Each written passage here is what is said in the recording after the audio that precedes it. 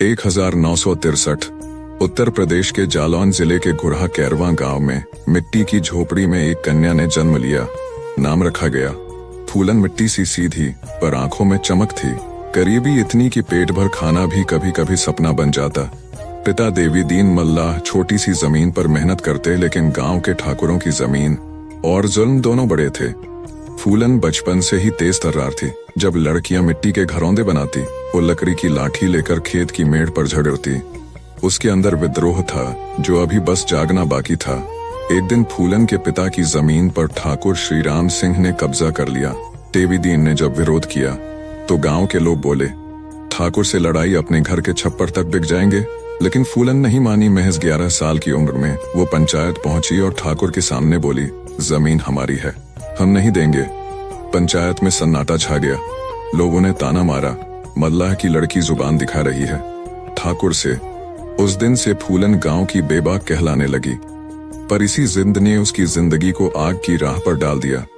12 साल की उम्र में उसका विवाह पुत्तीलाल यादव नाम के एक 30 वर्षीय आदमी से कर दिया गया।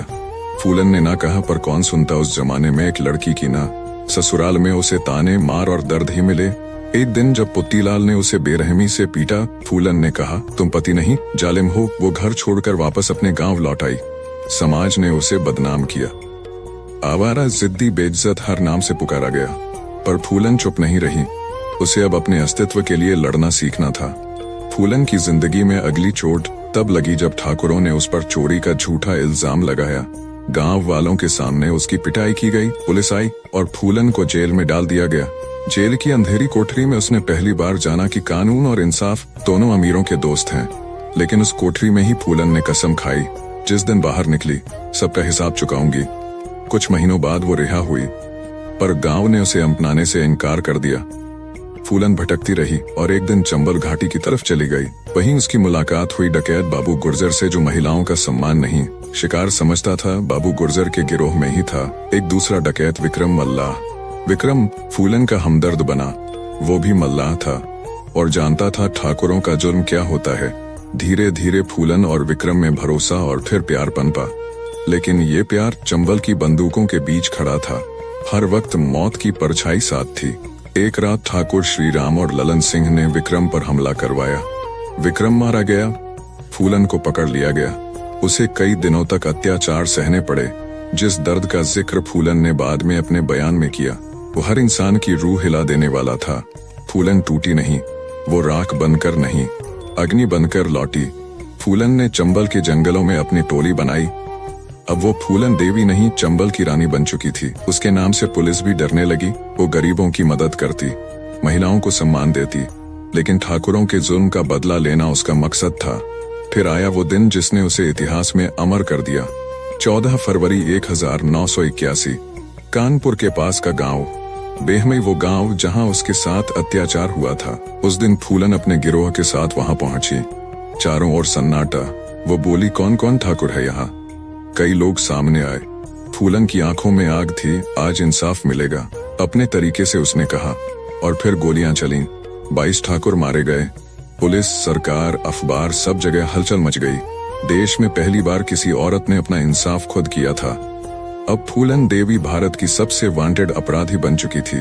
उसके सिर पर 50 रुपए का इनाम था, जो उस जमाने में बहुत बड़ा था। पुलिस ने चंबल के हर घाटी को खंगाल डाला, पर फूलन भूत बन चुकी थी। कभी मध्य प्रदेश, कभी उत्तर प्रदेश की सीमाओं में घूमती, कभी लोगों की मदद करती। गांव के गरीब उसे देवी कहते थे और सरकार उसे डकैत। 12 फरवरी 1983, मध्य प्रदेश के भिंड जिले के मेहंद गांव में सैकड़ों पुलिस वाले, अधिकारी और पत्रकार मौजूद थे। फूलन ने लाल साड़ी पहनी थी, हाथ में बंदूक थी। पर इस बार वो बंदूक चलाने नहीं, रख देने आई थी। वो भीड़ के बीच बोली, मैं फूलन देवी आत्मसमर्पण करती हूँ, पर पहले मेरे लोगों को इंसाफ दो। उसने बंदूक नीचे रखी। गांव के लोग रो पड़े। जिस औरत ने बंदूक से इंसाफ लिखा था, वो अब शांति की राह चुन रही थी। फूलन को 11 साल जेल में रहना पड़ा। वो वक्त उसने सोचते हुए बिताया, क्या गलत किया उसने, सिर्फ बदला लिया। पर क्या वो भी अपराध था? देश में लोगों की राय बंट चुकी थी। कुछ कहते डकैत, कुछ कहते देवी। लेकिन फूलन अब समझ चुकी थी कि जुल्म का जवाब बंदूक नहीं, व्यवस्था से भी लिया जा सकता है। 1994 में फूलन जेल से रिहा हुई। उसके स्वागत में भीड़ उमड़ पड़ी। उसका नाम अब लोकप्रियता और ताकत का प्रतीक बन चुका था। 1996 में उसने समाजवादी पार्टी के टिकट पर चुनाव लड़ा और मिर्जापुर से सांसद बनी। जिस फूलन को कभी समाज ने अपमान कहा था, वो अब संसद में माननीय कहलाने लगी। उसने संसद में कहा था, मैं फूलन देवी हूँ, मैं हर उस औरत की आवाज हूँ जिसे कभी चुप करा दिया गया था, लेकिन किस्मत को शायद चैन नहीं था। 25 जुलाई 2001 दिल्ली के अशोका रोड स्थित उसके सरकारी बंगले के बाहर 3 हथियारबंद लोग आए। उन्होंने फूलन देवी पर गोलियां चला दी। वो गिर पड़ी खून में लथपथ, वो चंबल की रानी जो मौत से 100 बार लड़ चुकी थी। इस बार हार गई, देश हिल गया, लोग रोए, औरतों ने सिर पर मिट्टी डाल ली। वो चली गई, पर उसके नाम की गूंज रह गई। फूलन देवी, चंबल की रानी। फूलन देवी की कहानी सिर्फ बदले की नहीं, बल्कि सम्मान की लड़ाई की कहानी है। एक ऐसी औरत की जो मिट्टी से उठी, जिसे समाज ने रौंदा, पर जिसने इतिहास में अपना नाम खुद लिखा, खून से, आंसुओं से और हिम्मत से।